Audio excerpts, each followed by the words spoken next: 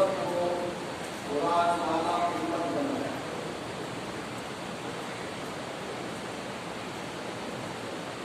پوری دنیا کے اقوام میں اگر اللہ کی طرف سے وقت کی کوئی ضرورت ہے تو قرآن پاک کے بڑھ کر وقت کی کوئی نعمت اور دولت مقابلہ کرنے والی نعمت نہیں کر سکتی۔ جو قرآن اس کے ساتھ لگاؤ، اس کو روزہ منصوبہ بنانا، دنیا میں بھی اس کا ضرور ہوتا ہے۔ اللہ تعالیٰ اس طرح انجام دینا ہے اور احادیث میں تو آخرت میں ہر ایک قرآن کے ساتھ جو نوازش کا معاملہ ہوگا تو ظاہر و باہر ہے۔ آج کی تقریر کی مجلس نہیں ہے، شخصیت کی سارے سوال کے لیے یہ مختصر مگر عظیم شان مجلس وہ قرآن پاک کی تلاوت کی اور ہم لوگوں کا جو مسلسل مسئلہ ہے قرآن پاک کی کوئی آیت اگر ہم کوئی صحیح پڑھیں نیت تلاوت نہ ہو تب بھی اس کا ثواب ملے گا۔ آج مسائل ایسے ہیں جو اس میں اگر نیت نہ بھی ہو وہ بھی وہ اپنا اثر واپس دکھائے۔ قرآن پاک کی تلاوت کا بھی ایک مسئلہ ہے، اگر اس تلاوت کی نیت سے نہیں بھی پڑھ رہا ہے یہ تلاوت اپنا اثر دکھائے۔ دنیا میں بھی یہ اثر دیکھنے میں ملے گا، ہمیں مل رہا ہے اور آخرت میں بھی اس کا اثر ہمیں انشاءاللہ ضرور ملے گا۔ یہ کیسی دولت ہے، کیسی نعمت۔ حضرت خالد کے ساتھ رحمۃ اللہ علیہ واقعی دنیا میں رہتی زندگی میں کیسی یادگار چھوڑتے گئے کہ جگہ جگہ ان کے دنیا سے چلے جانے کے بعد ان کے سارے سوال کے لیے چھوٹی بڑی مجلسیں نہ معلوم کتنی جگہوں میں ایسی مجلسیں قائم کی گئی، اور ایسا نہیں کہ صرف مغفرت کی دعا کی مجلس آداب کا ان کے قبر کو منور کرنے کے لیے، ان کے درجات کو بلند کرنے کے لیے، ان کے سیئات کو معاف کرانے کے لیے قرآن پاک کی تلاوت کے ذریعے سے ان کے روح کو خوش کرنے کا یہ ذریعہ یاد کی پہلی مجلس نہیں ہے۔ اس طرح کی مجلس ہے بہت مرتبہ قائم ہوتی ہے اپنے دل گورنر اور یہاں شاگرد کی صلاحیتیں جیسے ہیں اور بھی علاقوں میں اور صوبوں میں یقیناً ان کے یادگار شاگرد ہوں گے۔ ان کی وفاداری اپنے استاد کے ساتھ یہی ضرور ہوگی تو آج آپ دیکھ رہے ہیں حضرت مولانا ممتاز صاحب موجود رہا استاد کے ساتھ وفاداری کا ہمارے لیے بہت بڑا سبب ہے۔ ہم سبوں کے لیے طلباء اساتذہ اور طلباء کے لیے یہ بہت بڑا ایک سبب ہے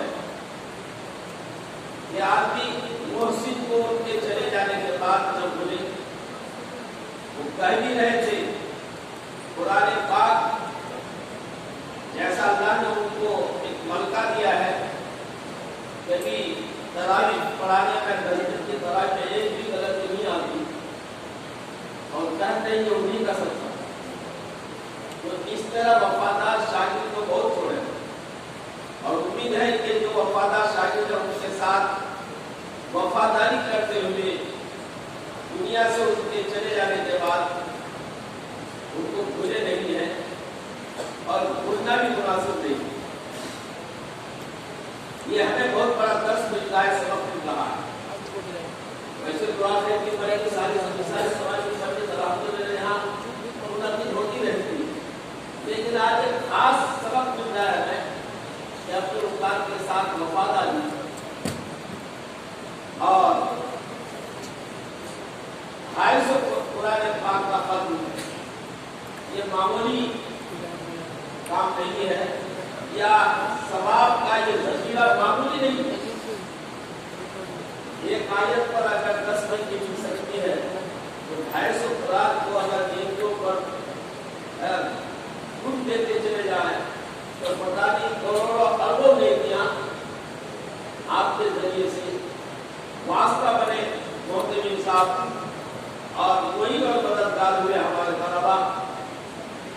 آپ کو اپنے پڑھنے کا ثواب ملا ہی, آپ محروم نہیں ہوئے.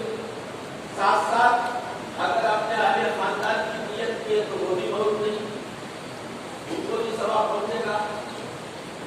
اور سب سے زیادہ خوشی کی بات یہ ہے کہ ان کے جو صاحب نگران یہاں تشریف لائے ہیں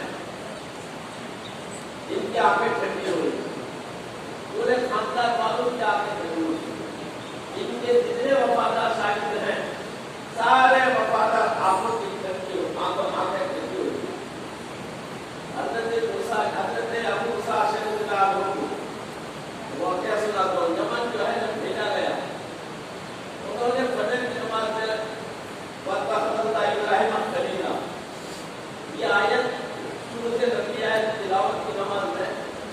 تو اگر سمجھتے یمن کے لوگ ان کو سمجھ میں آ گیا وہ نماز بھی پیچھے سے جوڑ دیا. تب تک آئے گو ام ابراہیم, تب تک آئے گو ام ابراہیم. ابراہیم السلام کی مان میں آپ کو ٹھنڈ ہو رہی ہوگی کہ اللہ تعالیٰ نے اب میرے بیٹے کو خلیل بنا, میرے بیٹے کو خلیل بنا. نماز ہی مسئلہ نہیں آتا تھا لیکن یہ جملہ بول دیا. تب تک آئے گو ام ابراہیم مبشر کا واقعہ. آج یقیناً ہم سب کی آگے ٹھنڈی ہو رہی ہے. خصوصاً وہ پسماندگان جو چھوڑ کے گئے ہیں یہ لوگ اپنی جگہ اپنے والد صاحب کا احسان نہیں بھول سکتے. اپنی جگہ عالم باعمل ہے اور جیتی علماء میں حضرات کا شمار ہے.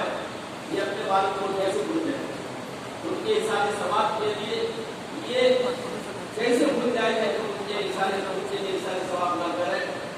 یہ ایک بہت عجیب کرشمہ ہے بلکہ حضرت کی کرامت کہ کہاں انتقال ہوا اور کہاں ان کو دفن کیا گیا, ان کی خدمات کہاں رہی اور ثواب پہنچنے کا سلسلہ کہاں سے جا رہا, کونے کونے سے سلسلہ جا رہا.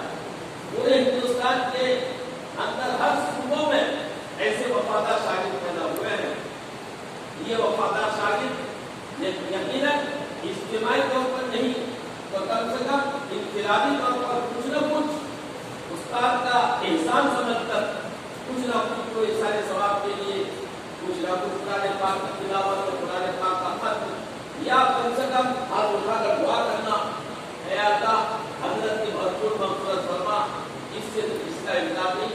اس طرح کی دعائیں ہزاروں بلکہ لاکھوں کی تعداد میں دعاؤں کا تمغہ اور دعاؤں کے تمغہ کے ذریعے سے ان کی روح کو خوش کرنے کا ایک بہت بڑا ہے. انہوں نے اپنے پیچھے یادگار چھوڑا. یہ ان کی کرامت, یہ حضرت کی کرامت. اللہ تعالیٰ ہمیں بھی ایسے باوفاد شاگرد ملے. یہ رشک کرنا چاہیے, اچھے کاموں پر رشک کرنا یہ کوئی خراب بات نہیں ہے. آپ لوگ بھی ایسے ہی بنے جیسے حضرت محمد صاحب ایک وفادار